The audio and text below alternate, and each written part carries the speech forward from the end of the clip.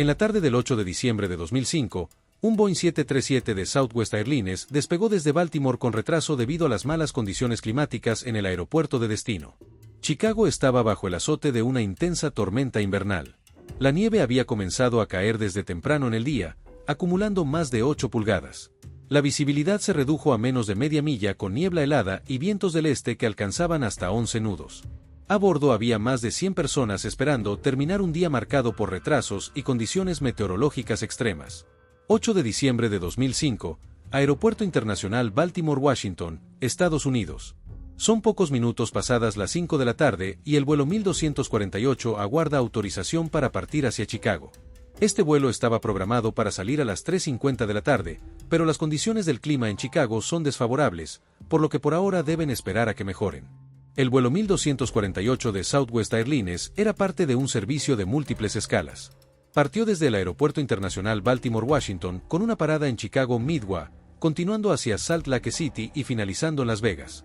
La ruta inicial cruzaba el este de Estados Unidos, dirigiéndose a un aeropuerto urbano particularmente difícil debido a sus pistas cortas y su entorno residencial. La aeronave del vuelo 1248 era un Boeing 737-7H4 con matrícula N471WN, con apenas un año de fabricación. Había acumulado aproximadamente 5.273 horas de vuelo en 2.901 ciclos. Propulsado por dos motores CFM56-7B24, estaba equipado con los sistemas más avanzados disponibles.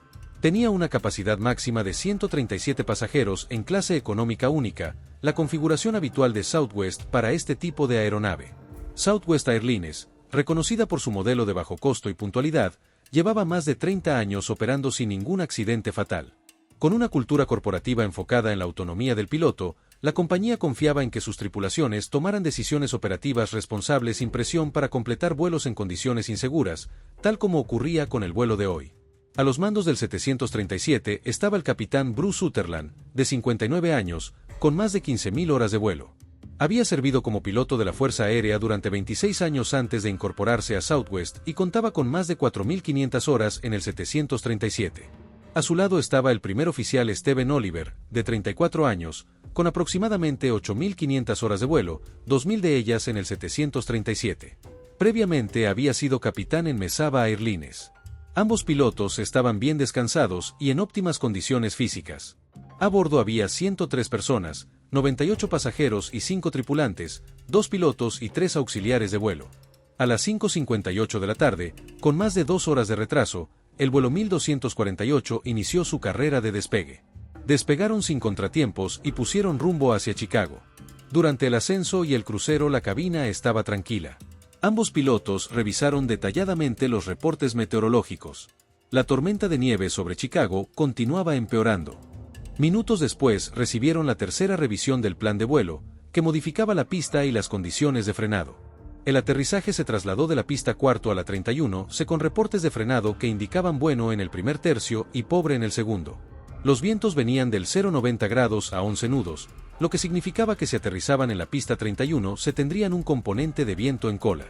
Después de comenzar su aproximación a Chicago a unas 10,000 pies, el control de tráfico aéreo les ordenó entrar en un patrón de espera debido a operaciones de limpieza de pista.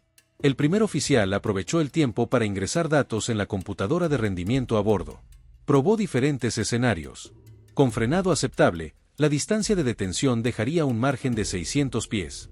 Con frenado pobre, ese margen caería a apenas 40 pies. Aún así el sistema no les prohibía continuar. La computadora no mostraba advertencias porque el viento ingresado no superaba el límite operacional de 10 nudos. Pero había un problema. La computadora asumía que los reversores de empuje se desplegaban de inmediato, algo que nadie mencionó en la cabina. Los pilotos analizaron sus opciones. Si las condiciones empeoraban, podían desviar a St. Louis o Kansas City. Pero las condiciones no eran completamente inaceptables y otras aeronaves habían logrado aterrizar, así que decidieron continuar. A las 7:03 de la tarde hora local de Chicago, recibieron autorización para interceptar el localizador de la pista 31C. La visibilidad era reducida pero aceptable. El alcance visual de pista era de 4.500 pies, por encima del mínimo de 3.000 pies requerido para aterrizar. El controlador les informó, frenado bueno en la primera mitad, pobre en la segunda mitad. El capitán respondió con firmeza, vamos a entrar. A las 7:14 de la tarde la aeronave tocó la pista con fuerza. El impacto fue duro. Los spoilers se desplegaron. Los autofrenos se activaron, pero algo salió mal. Los reversores de empuje no se activaron. El capitán intentó desplegarlos, pero no pudo mover las palancas completamente. Creyendo que el sistema automático funcionaba correctamente, no insistió. La aeronave comenzó a desacelerar, pero el frenado era deficiente. La pista estaba cubierta por una capa de nieve compactada que limitaba la tracción. La desaceleración cayó bruscamente a mitad de pista. El primer oficial gritó angustiado: «¡Frenos! ¡Frenos!». El capitán reaccionó aplicando los frenos manualmente, pero seguía sin tocar los reversores de empuje. El primer oficial entonces miró hacia el pedestal y se dio cuenta de que las palancas seguían guardadas. Sin dudar apartó la mano del capitán, tomó las palancas de empuje reverso y las desplegó a máxima potencia. El tiempo transcurrido, 18 segundos desde el aterrizaje. Demasiado tarde. Quedaban menos de 1000 pies de pista. La aeronave se deslizó sobre la nieve, sobrepasó el área de seguridad, atravesó una valla metálica, destruyó una antena ILS y saltó sobre la carretera perimetral del aeropuerto. No se detuvo. En la intersección de la calle 55 y la avenida Central, un auto familiar avanzaba con cautela por la carretera cubierta de nieve. El 737 lo impactó de costado. El fuselaje y el ala lo aplastaron contra otro vehículo. Adentro, Joshua Woods, de 6 años, murió al instante. Sus padres y hermanos resultaron gravemente heridos. La aeronave quedó detenida atravesando la carretera. Una vez que el avión se detuvo, el silencio en la cabina fue inmediatamente roto por las voces de las auxiliares de vuelo que iniciaron la evacuación de forma rápida y ordenada. El primer oficial, siguiendo el procedimiento, ejecutó la lista de verificación de emergencia mientras el capitán pasó a la cabina de pasajeros para asistir a las auxiliares. Las puertas delantera izquierda y trasera derecha fueron abiertas. La evacuación se realizó directamente sobre el pavimento de la avenida Central, ya que la aeronave había roto la valla del aeropuerto y se encontraba parcialmente en una zona pública. Los primeros en llegar fueron unidades del Departamento de Bomberos de Chicago y la Policía Aeroportuaria. Se enfrentaron a una escena compleja: un jet de pasajeros atravesado en una intersección urbana con vehículos aplastados bajo el ala y combustible derramado sobre la nieve. Joshua Woods, de 6 años, fue hallado sin vida en el asiento trasero del auto familiar. Sus padres y hermanos, gravemente heridos, fueron extraídos por bomberos usando herramientas hidráulicas. Otros 2 vehículos también estuvieron involucrados en el impacto. Uno estaba desocupado. En el otro 4 personas resultaron heridas. 18 pasajeros de la aeronave reportaron lesiones menores por golpes, resbalones durante la evacuación o el impacto mismo. Fueron trasladados a hospitales para evaluación. Durante los siguientes 2 días, la aeronave permaneció en la intersección. El tren de aterrizaje tuvo que ser parcialmente desmantelado y la nariz levantada sobre una plataforma. El 10 de diciembre fue remolcada de vuelta al aeropuerto para su inspección final. La respuesta de emergencia fue ágil y eficiente y se le atribuye haber contribuido a evitar un desenlace aún más trágico. ¿Qué había ocurrido? ¿Por qué no se desplegaron los reversores de empuje al inicio del frenado? La investigación del accidente fue liderada por el NTSB, que desplegó un equipo completo en Midway. Desde el principio la atención se centró en 3 áreas clave: condiciones meteorológicas, decisiones de la tripulación y el uso de sistemas automatizados. El primer hallazgo: los reversores de empuje se activaron 18 segundos después del aterrizaje. La grabadora de datos de vuelo fue contundente. No hubo falla mecánica. El sistema funcionaba perfectamente. El retraso fue completamente humano. El capitán había intentado desplegarlos inmediatamente después del aterrizaje, pero no logró mover las palancas por completo. Nunca lo intentó de nuevo. ¿Por qué no insistió? Ahí entra el segundo hallazgo: la distracción causada por el sistema de autofrenos, que ambos pilotos usaban por primera vez en operación real. El capitán se concentró en la desaceleración automática y no verificó manualmente los reversores. Mientras tanto, la aeronave frenaba a un ritmo insuficiente. El primer oficial sí reaccionó, pero demasiado tarde. No fue hasta que gritó «frenos» y miró hacia el pedestal que notó que los reversores seguían guardados. Para cuando los desplegó, la aeronave ya estaba más allá de los límites normales de frenado. El software de la computadora de rendimiento también fue ampliamente cuestionado. Aunque permitía calcular márgenes de frenado, no dejaba claro que asumía que los reversores estaban desplegados y que los límites de viento se establecían automáticamente al máximo permitido sin una advertencia visual clara.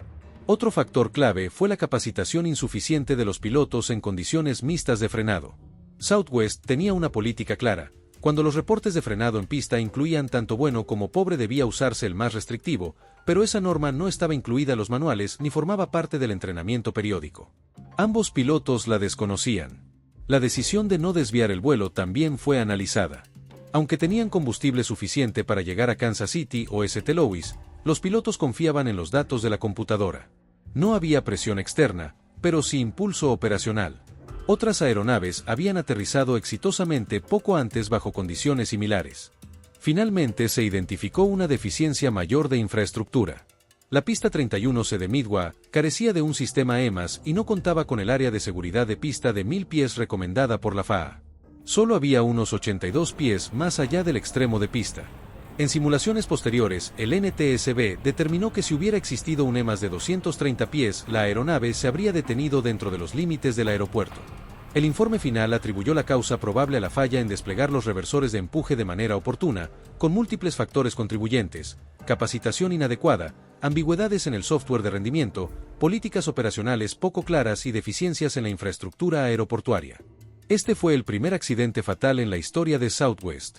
La aerolínea revisó sus políticas de entrenamiento, actualizó la computadora de rendimiento para mostrar advertencias más claras y mejoró su capacitación en operaciones invernales.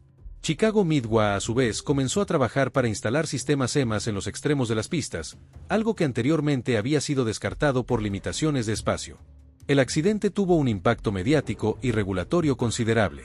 La FAA creó el grupo Talpa ARC, que reformó los procedimientos para evaluar pistas contaminadas. A partir de 2016, se introdujo un nuevo sistema numérico de codificación de condición de pista. La muerte de Joshua Woods sacudió a la opinión pública. En su honor se lanzaron campañas de seguridad vial y se aceleró la instalación de áreas de sobrecarrera de pista en aeropuertos urbanos. El 737 fue reparado, repintado y rematriculado como N286WN. Regresó al servicio activo menos de un año después. Hoy continúa operando en la flota de Southwest, convirtiéndose en un símbolo de superación tras uno de los días más difíciles de la aerolínea. En cuanto a Joshua Woods y su familia, se dirigían a visitar a sus abuelos. La familia interpuso una demanda contra Southwest y Boeing. En 2007 se llegó a un acuerdo confidencial, cerrando el caso sin un juicio público. Gracias por acompañarme en este recorrido de regreso al 8 de diciembre de 2005, un día en que la nieve y el error humano se combinaron en una tragedia que pudo haberse evitado. El vuelo 1248 nos recuerda que incluso cuando todo parece estar bajo control, un solo descuido puede marcar la diferencia entre la seguridad y el desastre. El 8 de diciembre de 2005, un Boeing 737 de Southwest Airlines no logró detenerse en la pista 31C del aeropuerto Midway de Chicago en plena tormenta de nieve. La aeronave se salió de la pista, atravesó la valla perimetral del aeropuerto y se estrelló en una intersección urbana aplastando varios vehículos. Dentro de uno de ellos viajaba una familia.